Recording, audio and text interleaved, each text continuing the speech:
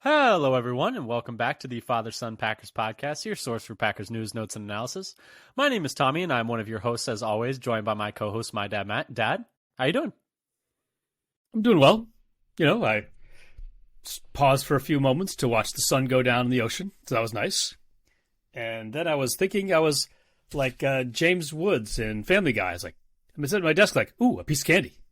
Ah, yes, you were picking at those M&Ms. Unfortunately, it's like I'm down to the plain M&Ms because that's the last thing left in the variety pack. So you don't save the best for the end. You go straight for the. There is a certain logic there. Yeah. And for dinner, yes. I was like, I'm going to save some of this for the very end. But when it's a bag of candy and you're only having one at a time. I mean, the Twix were all gone before I even knew it. It's like, wait, where are all the Twix? Oh, so the Twix were first. I didn't realize. I wasn't even picking them intentionally. There must have been only like 4 in there. The whole thing. I felt cheated of Twix. Must have been just 4. I was rummaging. I was rummaging around for one last Twix. Just one last Twix. Nope, gone. But anyway, we are somewhat here to talk about candy because why not? But anyway, we are more because the Halloween candy is already in the store. It really is. It's kind of actually spooky. And that's the reason why I got a bag of candy. But yeah, in August, that is kind of wild. But anyway, we are here to talk about the Packers. Before we get eventually, we're mostly here today to talk about the Packers game with the Patriots from this weekend. Lots to talk about there. But before we do that, just wanted to pitch a couple of things. If you like what you hear here today, come give us a follow on Twitter at FatherSonPacker. We tweet out when we have new episodes, articles we find interesting, videos we find interesting, different kind of film breakdowns, etc., pieces of news from the day, pretty much one-stop shopping for anything Packers related. So come give us a follow there. And if you like what you hear even more, come subscribe to us on your podcast platform of choice. We are on Spotify, Apple Podcasts, Google Podcasts, wherever you can find podcasts. We also put all our episodes out on YouTube. If you subscribe to us there, it would really help our numbers out, so we'd really appreciate it. But yeah, those are the pitches. Anything you wanted to say, Dad, or should we get into news and notes? Let's get into news and notes. I think I've digressed enough already. Yes, I think you've digested enough already. But anyway, first piece of news for the Packers is on the injury report. Although I think actually, let's start with roster moves. For the day. The Packers have made 2 roster moves since the last time we spoke. They placed Tyler Davis on IR. 2 pairs of them anyway. 2 pairs of them, so 4, yes, technically. They placed Tyler Davis, tight end, on IR, which was expected. And then slightly less expected was they waived Jake Hansen injured after his shin injury that he suffered during this Patriots game. He had previously struggled with an elbow injury in camp, so just kind of a tough break for him. But the corresponding moves to each of those was they signed linebacker Marvin Pierre, who was with the Cardinals and had played in the XFL previously, out of Kent State originally from college. Very good athlete, relative athletic score of around 9. A little on the smaller side, but very fast and very explosive. The only thing he didn't do well was the 3-cone. His short shuttle was also good. And then they also signed corner Elijah Hamilton out of Louisiana Tech from 2022. He had played in the XFL and spent Louisiana Tech in 2022. Played in XFL and spent training camp with the Dolphins last year. He is also an elite athlete, a relative athletic score of 8.77. Good size and good explosiveness. Not the fastest, but his 10-yard split was quite good. And then his agility. He's got a funny speed profile with elite 10-yard split and then poor 40-yard dash. Well, I think it's just a very. When you look at it, I think it's clear that he just doesn't have top-end speed because elite 10-yard split, mediocre 20-yard split, bad 40-yard dash. Right, so it's just going down and down the whole way. But he can get out of the blocks fast. Yes, which, that's how often are you going to be running 40 yards? I mean, if you're a corner, I guess more often than other positions, but yeah. And I was curious. So I was like, okay, I look at his when I first heard this, I was like, can this guy play safety? So my first thoughts is like, well, he's over 200 pounds. He's a bigger corner. And I ran his numbers as a safety. It's like 8.92. It's slightly better RAS. Yeah, and with some of the injuries that we're going to talk about in just a second, they might need bodies at safety. So that's a good point.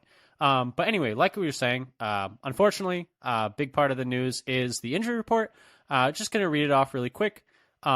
During the game, there were 4 injuries that I noticed at least. Dontavian Wicks left with a hamstring. Tarvarius Moore, safety, like we were saying, left with a knee injury. He got rolled up on by his own teammate, which is always tough. And he was on the sideline icing it. He didn't go back to the locker room, so hopefully they didn't feel the need to do any imaging, but we just won't know that. And then Henry Pearson also left with a knee injury.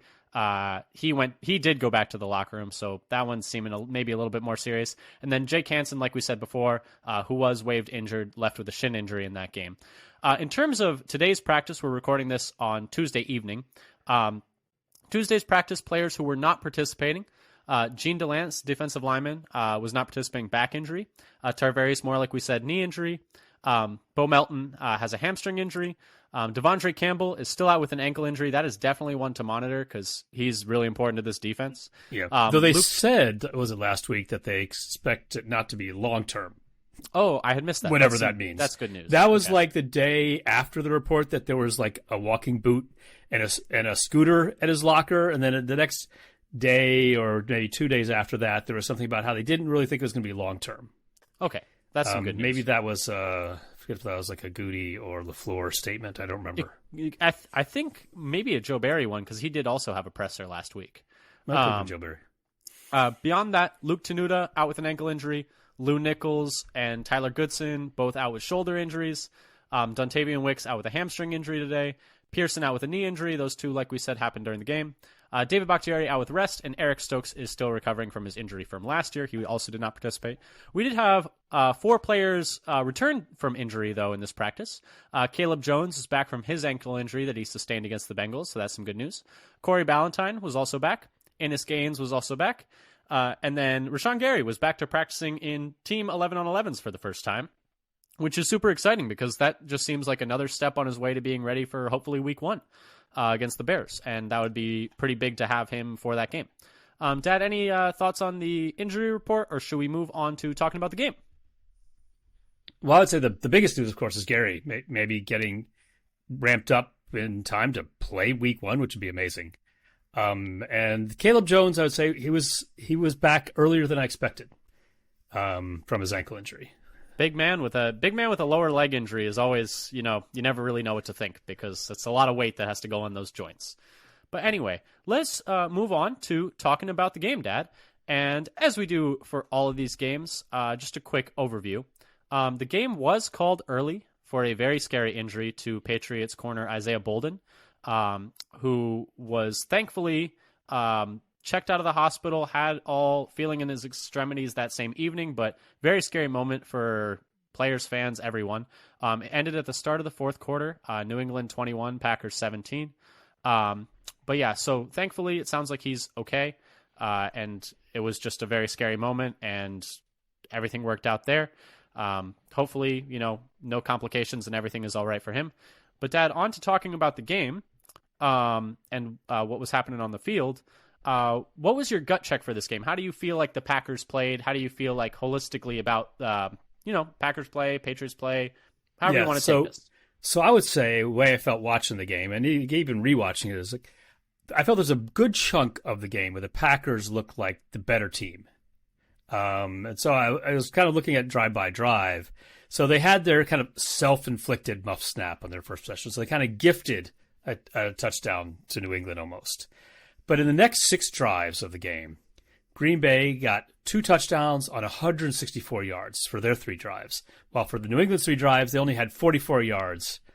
And 2 of those drives ended on sacks by Enagbare, one a third down sack, and the other one a sack fumble recovery.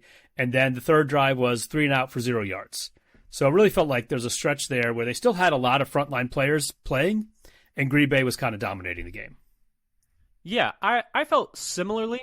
I think the Packers played pretty well overall was my gut check, except they had just momentary lapses, I guess was how I felt. Like, really good play, and then just like plays where it's just like, okay, we stopped paying attention for a second and it really burned us. Or big plays. They did give up big plays. Exactly. And so that's the Myers fumble early in the game. That's the big 28-yard run by Ramondre Stevenson early in the game.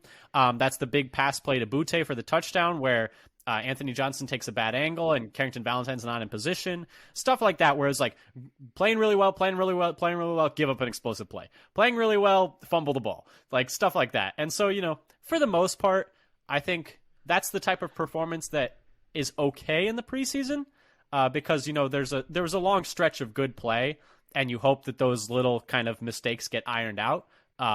And also that several players that are playing and making those mistakes would not be playing in a real game. But yeah, that was kind of my gut check. But anyway, should we move on to more detailed analysis, Dad?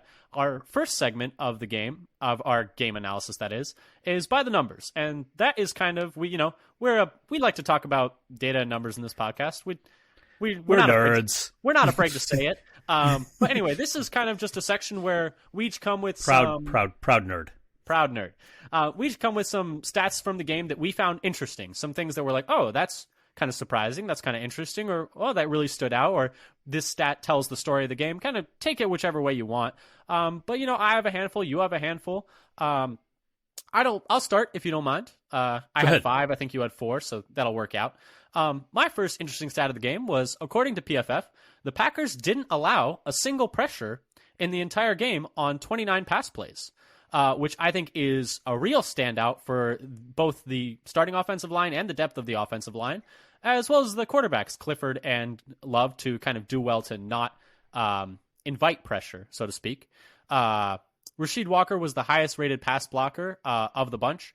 John Runyon Jr. was the highest graded run blocker. But, I think that's just a very nice day at the offense, a nice day at the office, that is, for the Packers offensive line against a pretty decent front for New England. And that was kind of my first. Yeah, they've got legit pass rushers up there, and it just looked kind of routine. I mean, in the eye test, it's like they're just in control. Yeah, and it was a really nice day, and that was kind of the first stat that jumped off the page to me. Dad, what was your first one? So I was looking at kind of at the big picture for how the teams were running their offenses. So in just kind of a gross summarization of the game, yards per play, Green Bay had 6.1 yards per play to New England's only 4.5. And in terms of the passing game, if you want to look at like yards per attempt, kind of like a measure of your passing efficiency, Green Bay had 8.2 yards per attempt, and New England only 4.5. Last year, that 8.2 would have been the best team in the NFL. Woo! Preseason game for one game, number 1. Yep, we'll take it. And in terms of like as an individual performance, it would have been behind, I think, Tua and Brock Purdy, but ahead of Mahomes, if it was like for an individual player, not for a team. So very efficient passing attack by the Packers in terms of basic output per play. Yeah, and I felt like, both Love and Clifford played quite well today. Clifford we'll talk about him a little later. He threw the ball in harm's way a couple times, but it worked out. Man, those guys took some punishment, but they bounced right up. Yeah, he's trying to toughen up his receivers. You just got to give him a couple just little pop-ups. But anyway, that kind of segues into the next stat that I wanted to talk about, which was in the running game. So for the Packers, this is actually running game both on offense and on defense. For the offense, for the Packers, the starters had a success rate of 57% in the run game, which is pretty solid. For reference, success rate is the number of plays that were deemed a success divided by the total number of plays, and a success is deemed as 50% of the yards to gain on first down, so if it's 1st and 10, 5 yards, 70% of the yards to gain on second down, and then 100% of the yards to gain on 3rd or 4th down. And I think success rate is a good measure, is good to measure the viability of a run game, because I think yards per attempt on running is a bit noisy, and it can be often like if someone ran 7 times for 1 yard and then 1 run for 40 yards, 47 yards on 8 carries is pretty good. But at the same time, maybe you just got lucky. I don't see it as predictive as other statistics, right? Because how often are you going to? Maybe the defense just did something if you took wrong. The median for those plays instead of the average, you would get 1 instead of 6. That's why I like median as well. But anyway, The starters had a success rate of 57%, while the backups had a success rate of 42%, and those were both just by my count. Emmanuel Wilson did have the one explosive run of the day for the Packers, which is defined as a carry of more than 12 yards. He had one carry for 14 yards. So, they were kind of grinding away, especially early. I thought the run game was really churning, and that's what you want to see is with the starting offensive line against the ones, you're moving the ball. And not just, it was the push from the offensive line downfield that I thought was more than we've typically seen from this group. Yeah, they were playing physically, which was really good. However, and especially in contrast to what happened. Are we going to talk about for the Friday practice in comparison? I mean, the Thursday practice in comparison for the running game? I was going to end that on that, and that, then go ahead. Well, my story of the game, I was going to end like at the end of the podcast talking about Thursday, but my story of the game, I can say now, was like the Packers got punked on Thursday practice, and then came back and showed back up, and were like, we're not taking shit on Saturday night. Like I wasn't even thinking about the big picture. I was actually just thinking about the running game specifically. I was about how the running game was getting shut down by the Patriots in the practices from everything we heard. No, it's a good point. Yeah, I was thinking of it more big picture is like I wasn't thinking. I was just thinking in the context of this little section. Yeah, but on defense, however, they gave up a success rate of 50% overall, and they did give up 2 explosive runs on 18 designed running plays, which is not ideal. Most of those successful runs did come on the Patriots' final drive of the game, but the explosive plays are still a problem. The run to Ramondre Stevenson for 28 yards on the left side, Rudy Ford fills the hole, and he's in the right spot. He just gets completely cleared out by the wide receiver, which, it happens.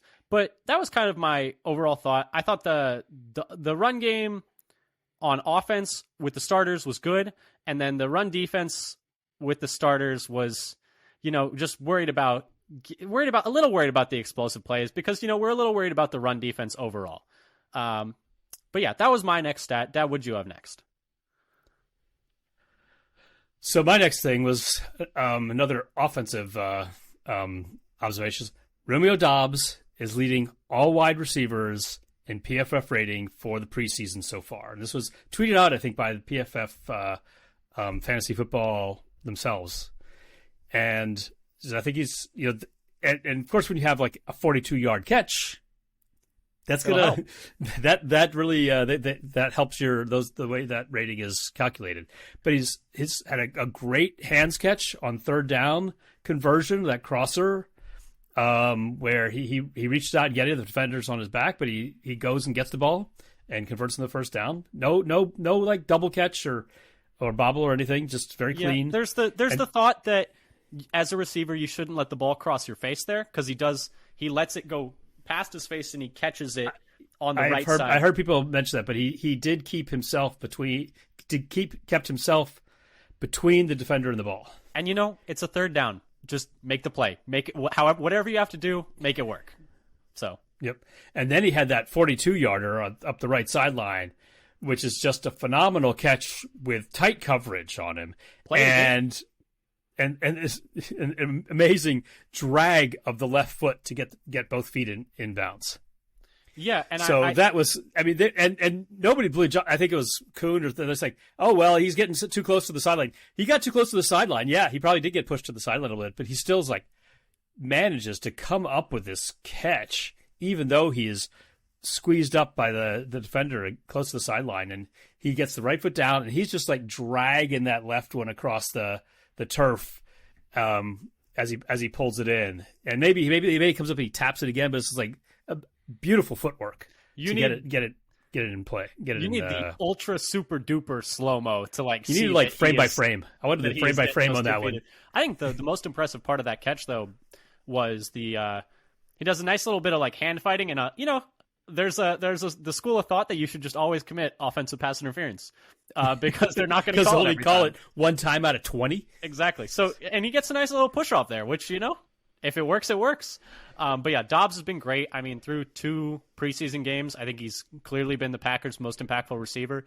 Had the touchdown in the first game, had the biggest play of the game in this game, had another third down conversion in this game, and he's only playing 2 or 3 drives a game. So all these impactful plays are happening in a very short amount of snaps for him, which is really exciting because I've seen some like national media takes being like, oh, he had a really disappointing rookie season after all the hype in training camp. And I'm like, honestly, I never saw it that way, because when you look at it through the context of the idea that like, the Packers offense as a whole was not very good, I would say he had a very solid rookie season until his ankle injury. Right. I think that was the thing. After the ankle injury, I don't think he was quite the same. And maybe part of that was he wasn't physically quite the same. Yeah, and so, but I thought prior to that he was having a very solid rookie season, and I was certainly not disappointed. Now, I think he did end on a bad note on his last game, right? He had against Detroit, didn't have 2 drops, and that was basically all he did in that game. So that game, that one wasn't so hot. Well, you know who else had ankle injuries and then struggled with drops? His name is Devontae Adams. Devontae Adams, right? So we've got another Devontae Adams. I'm just saying there seems people were making that comparison in his rookie trading crap. Yeah, all I know is there's a correlation between ankle injuries and catch rate in a sample size of 2. But anyway, my next interesting stat for this game was the tackling for the Packers was much better in this game than against the Bengals. They were down to 4 missed tackles from 9, and no player had more than 1 missed tackle. The only thing is that Isaiah McDuffie had, I think, 1 tackle and 1 missed tackle. So if he's going to have to be the starting linebacker opposite Quay Walker in week 1, assuming like Campbell can't go week 1, which, he might be able to. They did say it's not going to be too long, but we have no idea what that means because it's the Packers, so of course we don't. But we're lucky we even know it's an ankle, what the injury is. Yeah, but so either it's going to be Quay Walker and McDuffie against a very talented running game from the Bears, which, if McDuffie is struggling tackling, that's not ideal. But the tackling was much better this game, so that's good. That was my next stat. Dad, what'd you have next? So my next one is so sticking in the defense. I'm getting all the splashy, big flash headlines. JJ Enagbare leading the team in pressure percentage, including the 2 sacks he had today, and he's 15th in the NFL among all edges. Week 2. And also, for the preseason so far, he's 5th in the league in run defense grade per PFF, which that's edge and D-line combined. Though it wasn't as high in week 2 as week 1. So he had a better grade week 1 than week 2 for run defense. But and I was going to say, he's one of their core special teamers right now. He had I think he had a special teams tackle against the Bengals, and I know he had a special teams tackle against the Patriots. So he's just kind of doing everything out there. Yeah, and not surprisingly, he had the number 1 pass rush grade in the league in week 2. When you get 2 sacks, force a fumble, and recover the fumble that you forced. I mean, that's a play. Sack, force fumble, fumble recovery, all in the same play is, I don't know, that's got to be like a max grade on that play. I guess he could have. I guess the only thing he didn't do was run it back for a touchdown, right? He needed to house it to get the max grade. But the other thing he's showing is like a nice variety of moves. And he's actually thinking the game. He's talking about it. Did you hear this? No, I didn't. That the report was he had learned in the practices that the right tackle he was going against was susceptible to that particular kind of rush. That he didn't have long arms or something, so the long arm in the pads and just shoved him back into the QB. He threw like a 330-pound man about 8 yards. He just completely put that guy on skates. I think I saw a tweet. The second one, someone tweeted like, "You can't tell me that's not Reggie White." So that's what someone said. He took a man and threw and tackled another man with him. Yep. And then the other one, he did like the push pull, but basically he's showing a variety of moves and using them particularly designed for his opponent. I think at least some of the time, which is really advanced work. Yeah, and the pressures from the Packers were way down this week. I think they only had 9 after having 28 last week, but it still felt like they were getting in the backfield a lot. And enough so where I think it was NFL Now, ESPN, Orlovsky was saying like he was worried about the Patriots because of how badly they were getting manhandled up front by the Packers, which, always good when you're on the other side of that. My next stat, though, is less positive for the Packers, however, and it is the penalties. They had 11 penalties for 85 yards, which I remember talking about this during the game, too. It was like, ooh, these are racking up. They interviewed Matt LaFleur mid-game, and he said, we got to get those penalties down. They didn't get those penalties down. 11 penalties for 85 yards, And that sounds like a lot, but then remember that they only played 3 quarters, or 3 and a bit. If you extrapolate that out to a full game's worth, it's 13 penalties for 103 yards, which is... And I think one of them wasn't accepted, I believe, as well. Yeah, and I think that's the ESPN only counts the accepted penalties. Right. So there was another one in there too that could have been, if the play had been more successful, that could have been applied. But yeah, 13 penalties for 103 yards, it's not going to cut it. You are going to lose football games if you commit that many penalties. Some of them were after the play penalties, which, after a very chippy week of practice, I can't say I'm all that surprised about. But some of them were like false start by Elton Jenkins. That should never happen. That was surprising. Been playing forever. And then I will, not just but like Zach Tom, he had a bad grade, and he had the biggest penalty, like the 15-yard unsportsmanlike. I guess it was applied on the kickoff, but that was right after they had late hit Love, or shortly after they late hit Love. Yeah, and in that possession. I appreciate them standing up for their guy, and it was a chippy week of practice, I understand. But I'm more concerned about the infield of play penalties than anything. Obviously, last year the Packers struggled with discipline on defense, I would say, specifically with getting penalties after the play. And so that's obviously not a trend. And it was not just Quay Walker. No, it was a lot. There were a lot where he late hits out of bounds. In particular, I remember the stretch where he had multiple players doing that. And so me crazy. Yeah, you can't have that lack of discipline. And so, it's only a problem if it's a trend, is kind of my view on it. But that was my next stat. Dad, did you have any more? It looks like you have one more. Yeah, which is in some ways kind of ties into the penalties, because I feel like this was the first time we've ever heard or seen Carrington Valentine struggle a bit during the off-season programs. His PFF grade was only 51.4. He was called for 2 penalties, I think a holding and a pass interference. And he just took a bad angle. I don't know if he was thinking about trying to cut in front for the interception. And so then he was out of position to make the tackle after the reception. And that helped contribute to the long touchdown by Keyshawn Butte. But on the plus side, he did convert his 2 tackle attempts. He was a decent tackler in the game. But this was a little different than what we've been hearing coming out of most of the practices about how good he was looking and how many plays he was making. This was one where he did have a couple of rough plays, and two of them being penalties. Yeah, I did think though he stayed aggressive, which is nice. He made a couple of plays on the ball. I know a lot of people. I know he was graded really poorly. There were still some decent flashes from him, I thought, in this game. I wasn't as harsh on his performance as I think I saw some other people being. No, I'm not that harsh, but it was not as good as he had been. It was, I think it's fair to call it his worst performance so far. I think that's fair, but I think it's not on the bad side. He still had a pass breakup. I think that is saying more about how good he had been than how he played in this game, I think is for me at least. Yes. My last one, though, is Carl Brooks.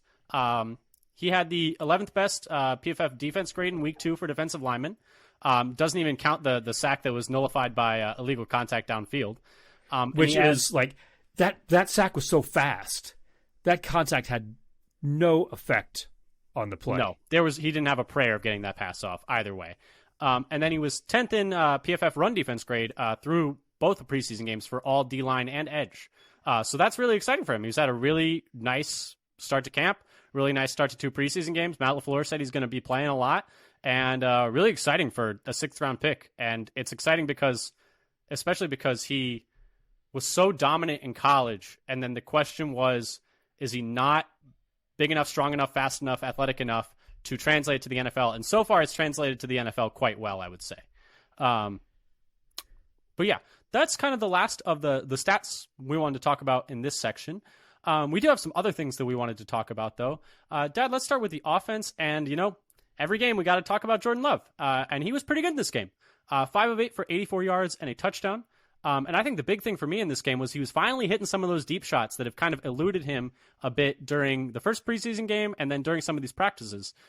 He hit the deep ball to Dobbs, although you could say Although actually watching Dan Orlovsky's breakdown, he said you want to put it between, I think he said like the 48 and the 50-yard line, and he put it right on the 49, and he's like, that is a perfect pass.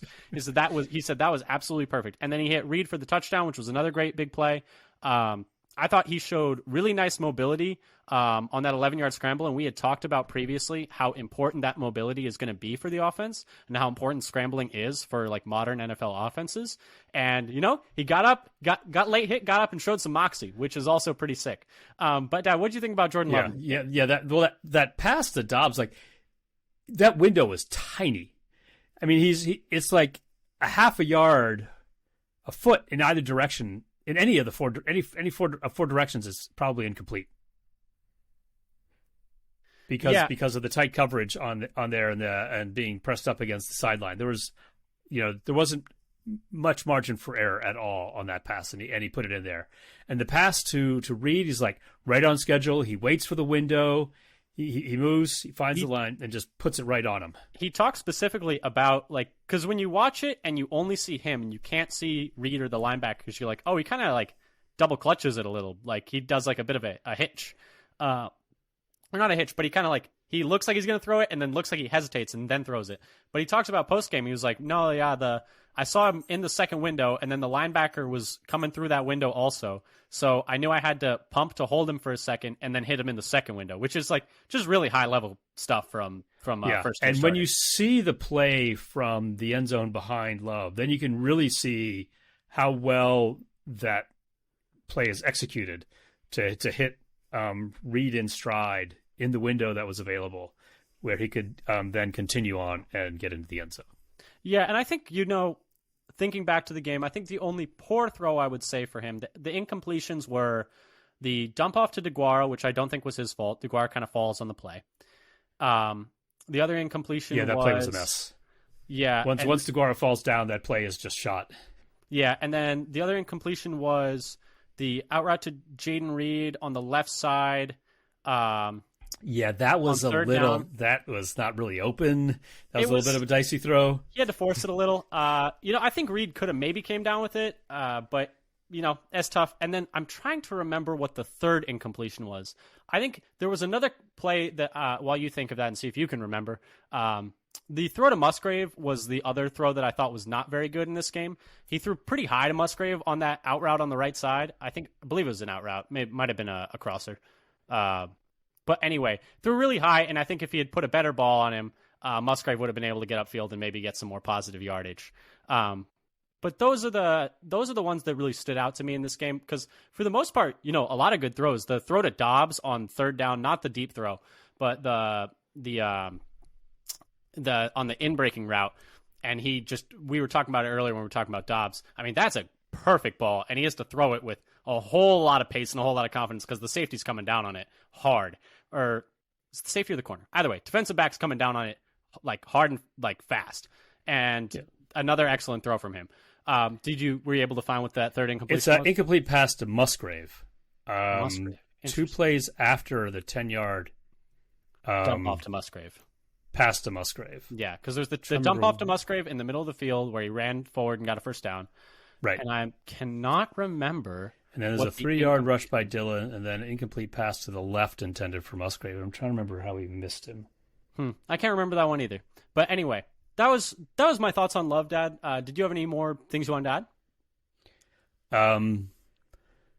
On Love or just in general? I'll go to maybe talk if you want to add anything on Love, or if not, you can go to another piece of the offense if you want. So I guess I'll talk about like Sean Ryan. Looked like he played quite well, driving the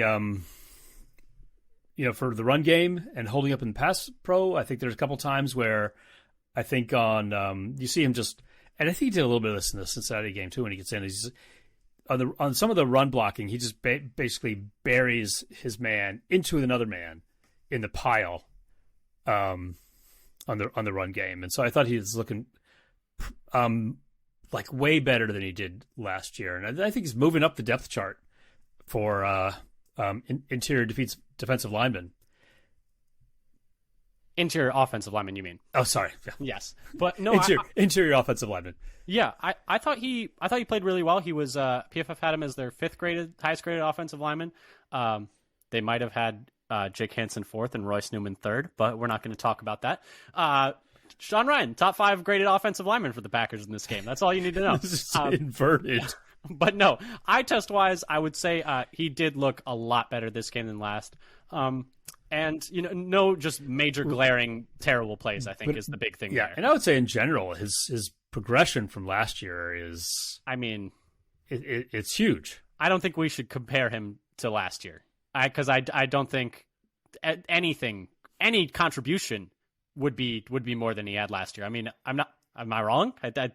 That's just, he didn't really do anything last year for the Packers. So I mean, that's the thing. He's gone from doing absolutely nothing last year to looking like he could be the first man up on the interior. Yeah, well, assuming they don't move Tom into the interior. Leaving Tom out of tackle, he might be the first man up in the interior.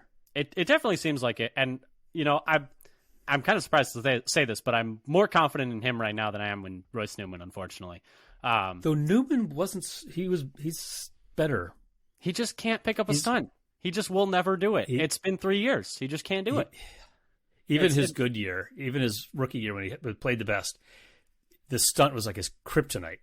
Yeah, and I think teams have kind of figured it out. And so it's like, until I can see him consistently pick up like a tackle edge stunt, I just can't have faith in him at guard, because he's just going to let clean rushers through. Like, when you can't pick up a stunt, you just got a 300-pound man running full speed at your quarterback. You just can't.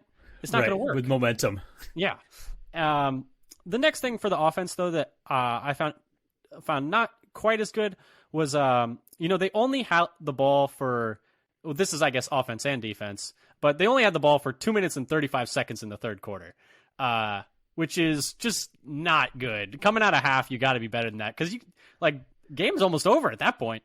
Like, there were only 3 total drives in the third quarter because the Packers couldn't get off the field on defense and couldn't move the ball in the one drive they had. And no small sample size with one drive, so it is more of a defense thing, to be honest. Yeah, I mean, there are only 4 drives in the entire second half. It was cut short, but yeah, it was. So I guess I should have probably put that in the defensive side, but you got to do better than that coming out of half. And then the last one I had for the offense, because I wrote most of these offensive ones, was it seems like there is a legitimate competition for that 4th wide receiver spot now. Because I feel like through 2 preseason games, Heath, DeBose, and Wicks have all looked just as good as Toure. And I know Toure has the extra year of experience, but I don't think that spot should necessarily just be reserved for him, I guess is my thought. Here's a question. If they hadn't talked Toure up so much early in the offseason, would you even have him in the conversation for the number 4 wide receiver? So it's a good question, because I think my initial thought was no. He did play well against the Bengals. He had a good game against the Bengals. He had that nice run after catch in the middle of the field. Yep. And a nice kick return we talked about last time. But he bobbled both of those kick returns. And that's the thing. He's contributing more on special teams than any of the other ones. But they are gradually getting more special team snaps, which we'll talk about in a bit. But I thought even in that Bengals game when Toure looked good, I thought Wicks and Heath looked better. And then and DeBose wasn't playing yet in that game. And then Heath and DeBose look better in this game, and Wicks obviously got hurt, and we hope he's back soon. But yeah, I think if they hadn't talked up Toure that much, and if he didn't have, I think they probably feel a little better about Toure in the slot than some of those other guys. But yeah, I don't think there's any real reason from what we've seen on the football field to think that Toure is substantially better than any of those other 3 guys. Right. So we don't know what else, but when you're looking at their kind of contribution in route running and the passing game. And it's not like he has more pedigree than any of these guys. Like, yes, DeBose was a 7th-round pick, but so was Toure. Like, yeah, and Wicks was a fifth rounder. Yeah, Wicks was a 5th-rounder. But and Heath, DeBose, and Wicks all seem to be better blockers as well. Yeah, better size for sure. They're bigger. They're heavier. I mean, Toure's about the same height, I think, as those guys, but much skinnier. Yeah, and he looks bigger than he did last year. Even after bulking up a little bit, he's gone up from like 185 to 195. He still looks smaller than everyone else, like all the other receivers in that room. But I'm not saying they should get rid of Toure. I think Toure is still a good player, and I think, I was having this discussion with someone who's like, hey, do you really want to keep 7 receivers? I was like, I think, with the way that the stage the Packers are at, they should just keep good players and not worry about, roster like build up in terms of position wise. And I think that Toure as the 7th receiver is probably better than whoever they'd have as like the 5th or 6th safety at this point, to be honest. So, might as well. I am on team 7 receivers in my 53 right now. And I have been for a little while. Exactly. And that, so this wasn't a shot at Toure. This was more about, how good these guys have looked. I mean, Heath has looked amazing, and Dubose and Wicks have already both made really nice plays. But it's not exactly a 53-man prediction episode, but you think about whether you're going to get people onto the roster or not. I'm actually like for the initial 53, they can get away with 3 tight ends as well as 2 quarterbacks and 2 running backs. It's certainly possible. The 2 running backs is one that is a big point of contention because a lot of people want to see Emmanuel Wilson on this roster. And I do too. Well, I think they're just going to do it. I think Emmanuel Wilson is going to play. But that doesn't necessarily mean he's going to be on the 53.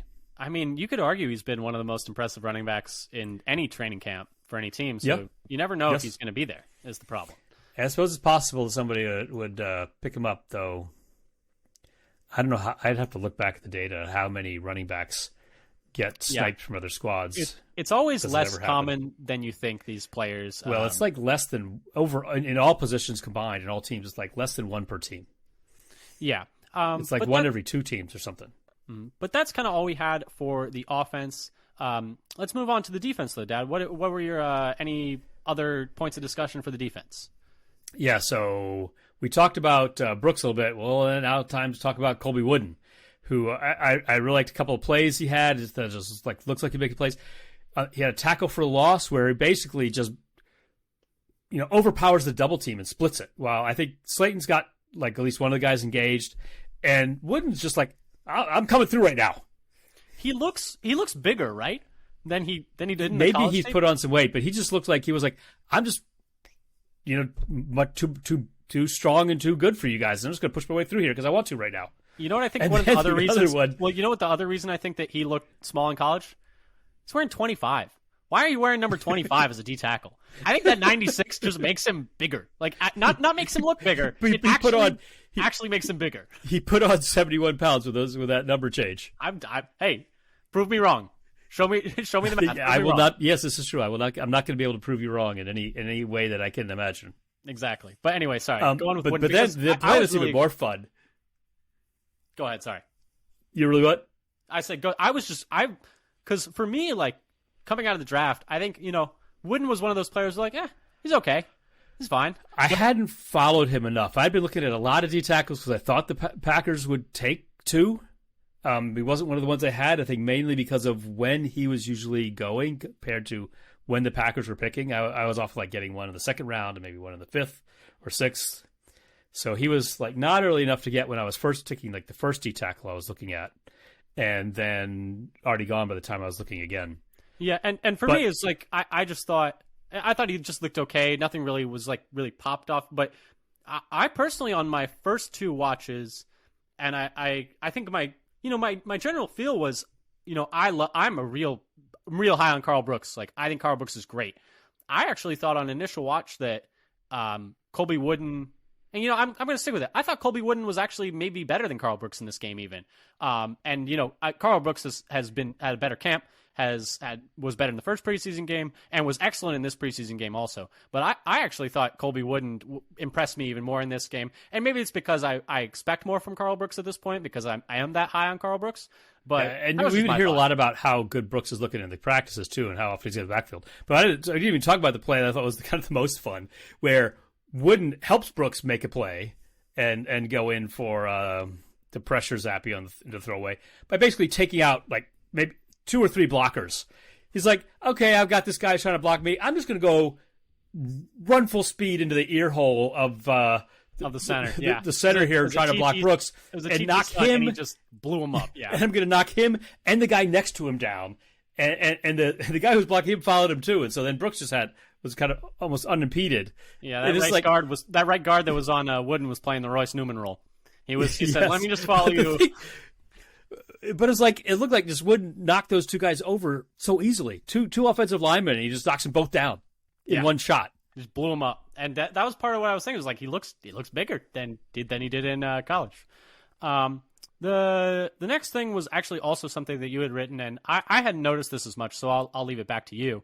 But you had something on. You didn't think Douglas. Yeah, so I was watching at the very beginning. So after the Packers turned the ball over on the bad snap, the Patriots get the ball deep in Packers territory, and was it the first two plays, two really early plays, two completions to Kendrick Bourne covered by Rasul Douglas, and back to back actually, where the first one, I think he is outside for a quick gain of a few yards, and then Douglas gets beat inside for a 13-yard for a longer gain. And so I just felt like he had a rough start to the game in coverage, and then I don't think he played all that long. So I think that was just a little bit of a rough start for Rasul when the Patriots got the ball there and got their first score of the game. And they really should have had a stop on that drive, though, is the thing. And then the penalty on third down. And the penalty on third down to give it to him at the 1. Yeah. And then last thing for the other touchdown, they actually is a 4th and 2 scrambling around that they Brenton Cox went head down going in for the pressure and just left the side wide open. Yeah, it's a learning moment, but yeah, that's so a couple of these I think are just right. They're inexperienced plays that gave up some touchdowns. Exactly. And then the last little bit for some additional notes was special teams. Anders Carlson went 3 for 3 on kicks, 2 extra points, but the third one was a 52-yard field goal as part of a 2-minute drill to end the first half. Nice day for the rookie. That 52-yarder would have been good from probably like 58, 59. He pounded that one. And then according to Paul Brettel, leaders in special team snaps, because this is going to be what decides those bottom 10-ish spots of the roster. Anthony Johnson, Aaron Mosby, and Patrick Taylor all had 11. Keandre Thomas had 10, and Dre Miller had 9. And then some increased special team snaps from last week to this week. This is also per Paul Brettel on Twitter, which we mentioned briefly earlier. Malik Heath played 6 snaps on special teams after playing just 1 versus Cincinnati. Grant DeBose played 4 snaps on special teams, and then Emmanuel Wilson played 2 snaps on special teams. Let's move on, though, to players of the game, though. I just wanted to add a little note into Grant DeBose's special teams. Yeah, I think I caught it at one of the punt coverage he was on. He was a gunner, and he was there when they fair caught the ball. He was the first man down, forced the fair catch. Thought it was a nice special teams rep. Rich Bisaccia is going to love that. That's going to be one of his guys soon enough. Players of the game, though, Dad. For me, I had 3. JJ Enagbare, we talked about him a bunch already. 2 sacks, a forced fumble, a fumble recovery, and a special teams tackle. I mean, what more do you want? And then I also had Colby Wooden and Carl Brooks. I felt like I had to have both of them. It felt wrong to leave either one of them out. It kind of bookends that set. I just had 3 D linemen, which is pretty great for it is weird. Well, 3 in the front. Yeah, it is weird though that they only ended up with 9 pressures. It felt like so much more. But anyway, continue. So I had, I guess, and mine were both on offense. Which is weird. Some of the other notes, I had all defense and you had all offense. And now we're picking players of the game. You had defenders and I'm picking offense. But I'm going with Malik Heath. So I thought he had really strong hands through contact. He got drilled on the pass to the left. That I think is almost the same play as the one that DuBose got, where they both passes by Clifford out into the gap between the corner and the safety, and they both got rocked right after the catch and both held on, but it's strong hands. He basically, I think, saved Clifford from throwing a pick on another play over the middle where there were 5 defenders there. I don't know what Clifford saw Heath runs in and jumps up and gets it. I have no idea. I have no idea what Clifford was looking at that play. He's like 4 dudes in the middle of the field. Because by the time he throws it, he's not even in position there yet. He's running across the middle and like, oh, I got to go and get this one. Yeah, I don't know what the thought process on that one was. And the run after the catch where he like ducks under the tackler and continues upfield for a first down was another nice play. So I thought he's looking really good. And then Rasheed Walker, I'm giving him some shout outs for getting the start at left tackle. Yeah, we kind of moving up the lead depth there. chart. Yeah, that's a big deal for him. And the fact they trusted him to be out there with the ones is huge. Yeah. And he played really well, so that's awesome. Playing, loves blind side, starting. It seems to have moved ahead of Nyman. Yeah, in the depth chart. And firmly, he's looking really steady out there. And as we know from when he was in college at Penn State, he finishes his blocks often. Yes, often. Sometimes on the ground. He's still finishing the block. Flagrantly, yes. Yeah. But anyway, that's kind of the last of the breakdown for the game. But last thing is rookie update. I'm just going to go through each of them, Dad, one by one, how I thought they did, and maybe just want to chime in and add something as we go. I thought Lucas Van Ness was better this game than last, I thought. He was pretty lowly graded by PFF, like really lowly graded by PFF. He did have a pressure in this game, though, which was pretty good. I thought Musgrave had a fine day. This game, it wasn't so bad for his grade. For Van Ness? Defense. Am I misremembering? 75.8 overall. Oh, okay. His pass rush wasn't good. His overall grade was pretty good, but his pass rush grade, they did not grade very highly. But his overall coverage, tackling, run defense gave him an overall decent grade. Okay, that's good for him to have that success after struggling more in that first game. Yeah, I guess the first game he was really poorly graded for them, and he did still have. Yeah, that one was bad. Yeah, and yeah, he's a very raw prospect. We all remember how it took Gary a little while to come along, and I think we need to have that same patience with Van Ness. Musgrave had a fine day, I would say. He did well to catch that slightly high thrown ball on that route from Love earlier in the game.